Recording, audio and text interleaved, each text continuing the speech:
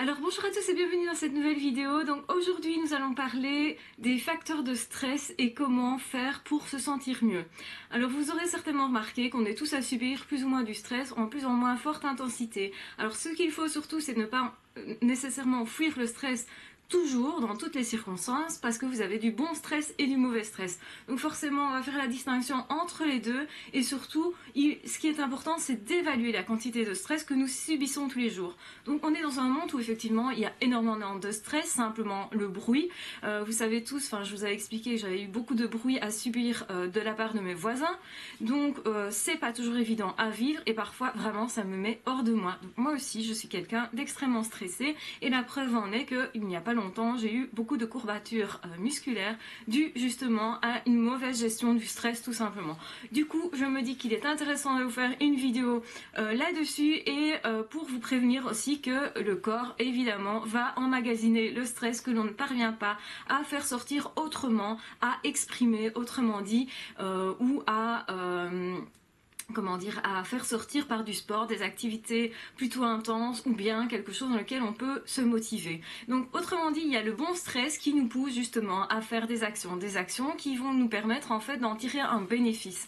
Le stress lors du sport par exemple, si vous êtes quelqu'un qui fait de la compétition, il faut un minimum de stress pour être compétitif. Bon, moi j'avoue que je ne suis pas du tout compétitif, c'est quelque chose plutôt que j'ai tendance à fuir parce que pour moi c'est plutôt un mauvais stress, donc je sais que je ne dois pas me mettre dans des situations où la compétition est surtout importante ou est mise à l'avant-plan. Si ce sont des choses en équipe, ça va me convenir très bien. Si par contre ça va se faire plutôt en tête à tête où l'un s'affronte par rapport à l'autre, eh bien moi je vais le vivre pas très bien. Donc je sais, je me connais à ce niveau-là, donc d'où l'importance de se connaître pour déterminer quels sont les bons stress pour soi et quels sont les mauvais stress.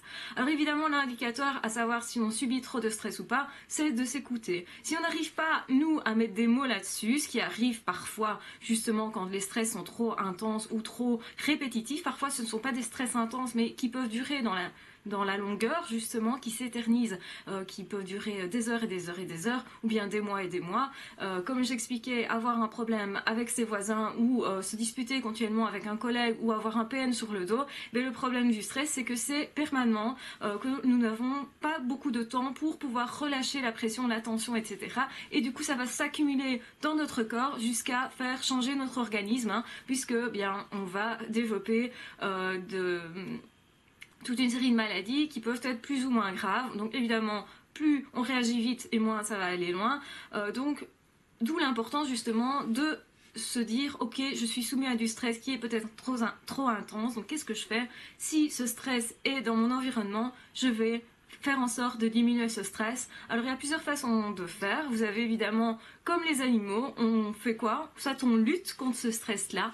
Donc ça peut dire, bon voilà, on se dispute avec quelqu'un, ça peut vouloir dire s'engueuler avec ce quelqu'un justement pour lui dire tu m'emmerdes machin brol, et ça permet de sortir le stress. Bon, c'est une mauvaise façon puisque évidemment l'autre va être énervé et donc plus stressé, et du coup qu'est-ce qu'il va faire? Généralement il va nous répondre pareil parce qu'on est un agent stresseur pour eux, et donc du coup à nouveau ça va augmenter notre stress, notre frustration, et on sait tous comment ça peut dériver. C'est comme ça que se créent des disputes qui vont parfois aller beaucoup trop loin, et on le sait tous, toutes les conséquences que ça peut avoir. Donc du coup l'important est de mettre en place des choses, en tout cas dans notre vie, ou des moments déjà où on se pose la question, est-ce que je suis trop stressée ou pas? Est-ce que je peux faire diminuer ce stress et comment y parvenir? Donc la première chose, identifier le stress qu'on subit. Est-ce qu'il est trop intense ou pas?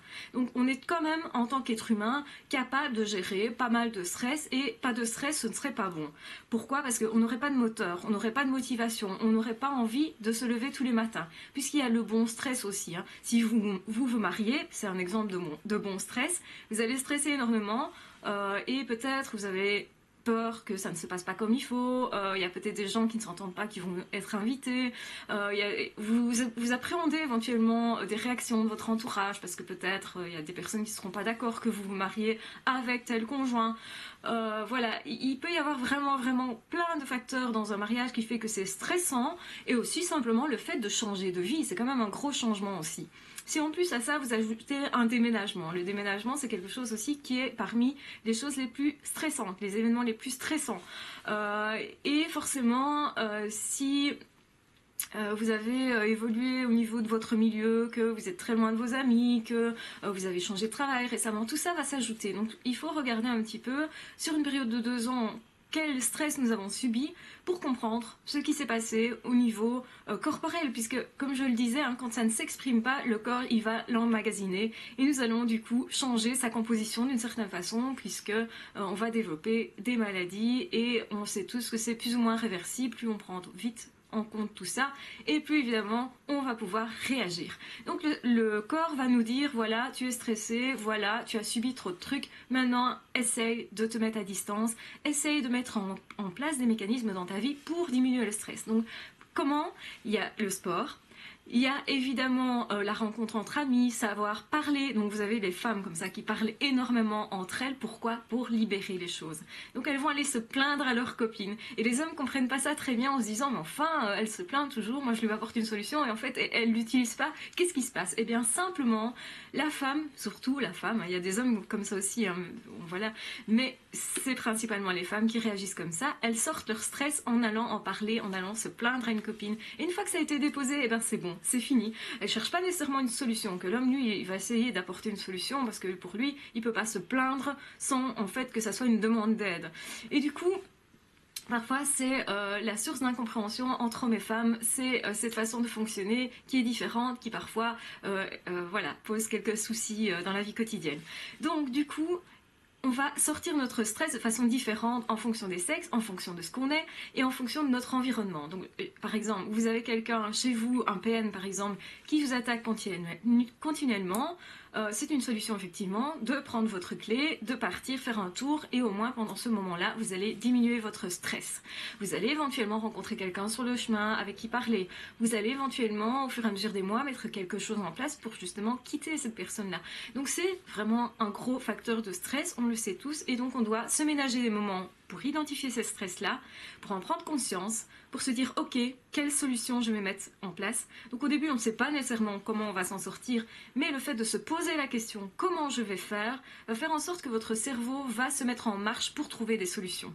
La plupart des gens font cette erreur de se dire cet événement est trop stressant pour moi, cet événement je n'arrive pas à le gérer, et en fait ils se sentent complètement dépassés plutôt que de se poser la question comment je peux faire. Et plus vous vous posez la question comment je peux faire, plus vous allez trouver des réponses. Peut-être que vous aurez des réponses aussi qui ne sont pas directement applicables. Par exemple, ah, je vais déménager et m'envoler vers tel pays, voilà. Donc ça, quand on est vraiment mal quelque part, généralement, on imagine aller vivre loin. Ça, c'est aussi déterminant. Donc quand vous avez ce type de pensée, il faut avoir la puce à l'oreille en se disant s'il y a quelque chose dans ma vie qui va pas trop, et voilà un indicateur qui me montre que si je rêve par exemple de pays lointains, que ce soit vraiment durant la nuit en tant que rêve, ou que ce soit par l'imagination, si vous vous dites oh, ce serait cool si je vivais dans tel ou tel pays, c'est que vous fuyez quelque chose qui vous est malaisant, donc autrement dit un stress de l'environnement qui est plutôt un stress négatif. Alors évidemment les stress négatifs peuvent se renverser en stress positif à partir du moment où vous avez l'impression que vous allez gérer la situation. Combien de femmes, combien d'hommes qui ont quitté un PN après coup se disent waouh quand même j'ai été capable de ça. Ça devient un stress qui est au final positif, un événement qui est devenu positif parce qu'on est fier de soi. On est fier de soi quand on a retrouvé confiance en soi, qu'on a fait un chemin après ça, qu'on a fait un deuil. Et un deuil, c'est plus ou moins 2 ans. Donc un deuil, c'est quand même pas mal long. C'est pareil, quand vous perdez une personne proche, surtout si c'est le conjoint, c'est une des choses les plus stressantes, surtout si c'est un enfant, alors là c'est encore plus insupportable. Évidemment, vous allez subir un stress qui est intense. Mais les autres stress en fait qui se trouvent autour, par exemple, si vous avez en plus déjà un boulot stressant, si vous n'avez pas énormément d'amis, etc. Tout ça va jouer dans le fait que vous allez résoudre plus ou moins votre situation facilement. Donc je dis simplement que vous n'allez pas nécessairement ne pas souffrir de la situation, c'est pas ça que je dis, on souffre tous de situations pareilles, mais ce qui est important c'est de savoir qu'on peut éventuellement compter sur telle ou telle personne, de savoir que peut-être financièrement si cette personne va nous aider ou nous héberger. Si on est justement en train de partir de la maison parce qu'on a un PN qui est à la maison et on ne peut plus rester. Ou simplement quelqu'un qui va, chez qui on peut mettre ses enfants à garder le temps qu'on se dispute une bonne fois pour tout avec le PN pour rompre la relation. Ça aussi, ça va être un facteur de protection, un facteur de réussite du coup. Plus on est entouré et plus forcément on va réussir cette entreprise-là. Donc prenez le temps de mettre les choses en place si vous êtes dans cette situation pour quitter votre PN. Ça ne se fait pas du jour au lendemain. Ça veut dire quoi? Ça veut dire éventuellement de mettre de l'argent de côté, retrouver de nouveaux amis ou renouer avec des anciens en demandant est-ce que je peux compter sur toi ou pas? C'est important. Se retrouver soi-même, donc avoir confiance en soi, noter éventuellement tout ce que le PN nous a fait, permet aussi de se recentrer quand on retombe entre guillemets amoureux, parce qu'il y a forcément le PN va revenir nous emballer, etc. Donc ça aussi c'est important, savoir où on en est, que l'on a raison de faire ce qu'on fait, et se convaincre de tout ça va faire en sorte qu'au final il va y avoir une action qui sera bonne pour nous, pour notre bien-être. Donc éviter le stress, oui, mais pas tous les stress, parce que le stress peut aussi vous permettre de créer par exemple une entreprise. On ne crée pas une entreprise sans stress. Donc ça c'est important, ça veut dire j'ai peur mais je le fais quand même. Donc ça c'est important de se dire je suis capable de. Pourquoi? Parce que ce stress là me paraît pas trop grand. Ok, ça me fait peur, vraiment peur, hein, mais en même temps, je peux dépasser ça. Pourquoi? Parce que j'ai un copain, une copine qui peut m'aider, qui a fait aussi sa propre entreprise.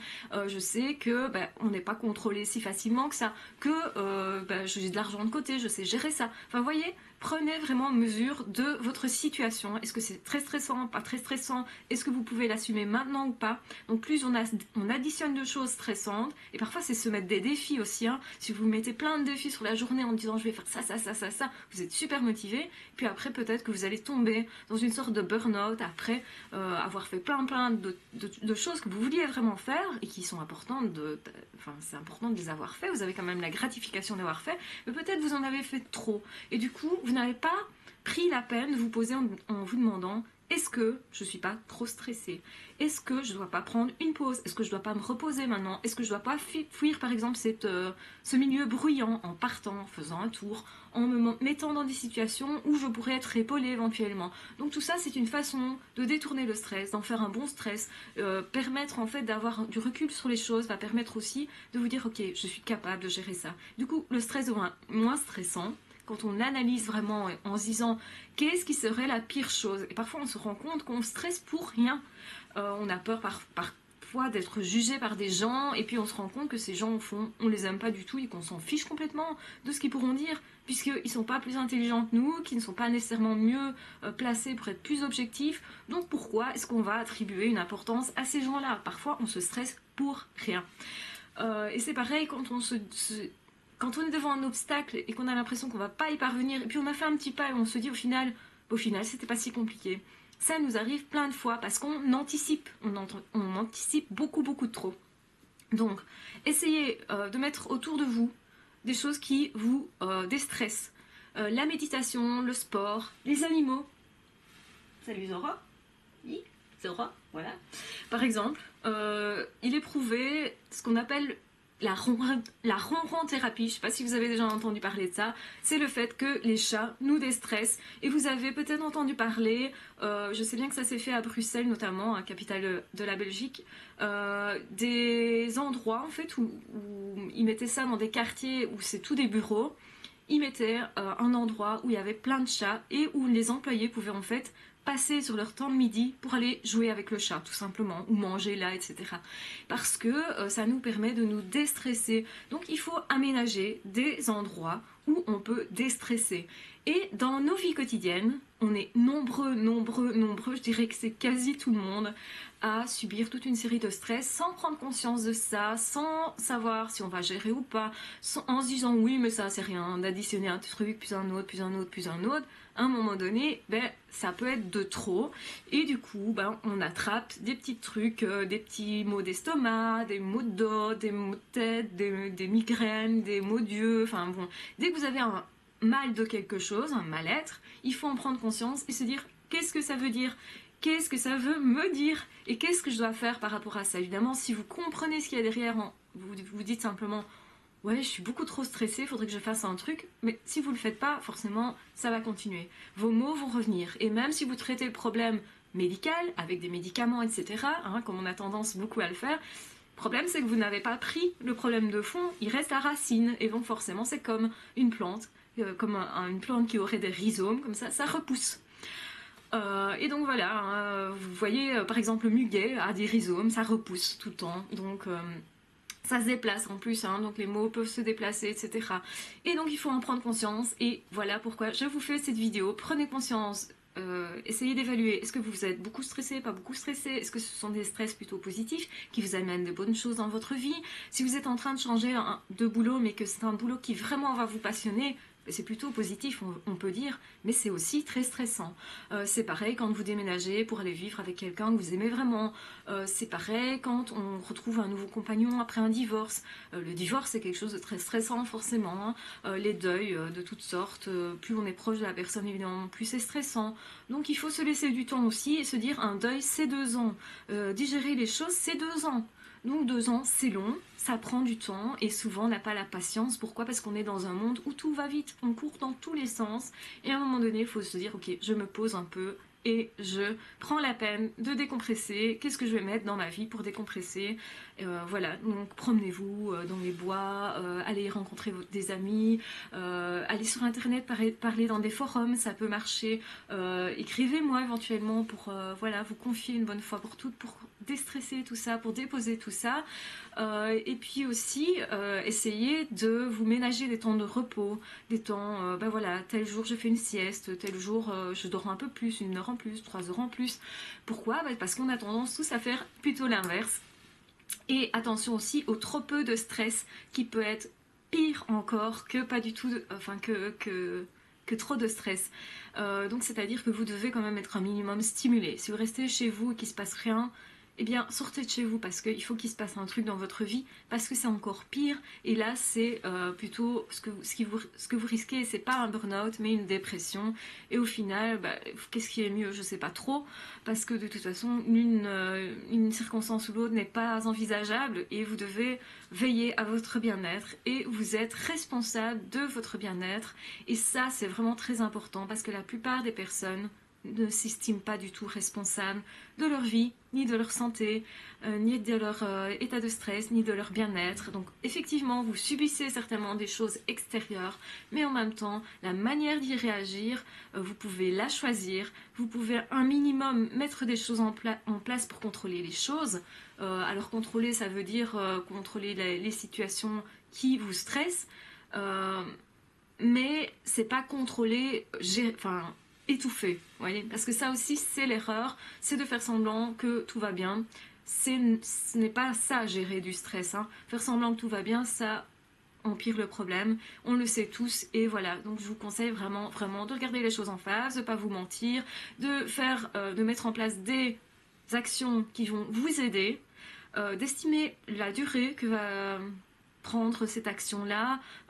Est-ce que ça va créer du stress éventuel? Si vous avez déjà un temps qui est blindé et que vous voulez en plus faire du sport, en plus faire du chant, en plus faire, que sais-je, quelque chose qui vous détend, du théâtre, avoir de nouvelles relations, tout ça pourrait vous aider effectivement, mais ne mettez pas tout en même temps, chaque objectif l'un après l'autre. Une fois qu'un est atteint, alors vous passerez au suivant, mais pas tout en même temps, parce qu'alors évidemment ça va augmenter votre stress, et même si ce sont des très bonnes idées, même si effectivement vous allez vers quelque chose qui va vous permettre de vous en sortir.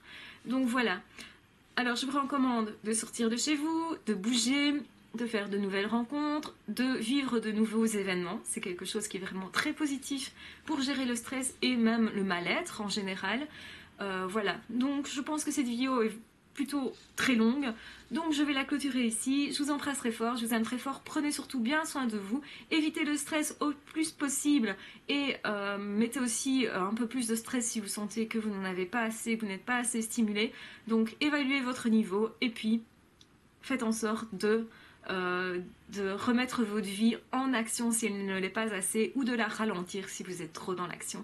Voilà, je vous embrasse très fort, je vous aime très fort, on se retrouve très vite pour d'autres vidéos. Ciao, bye bye.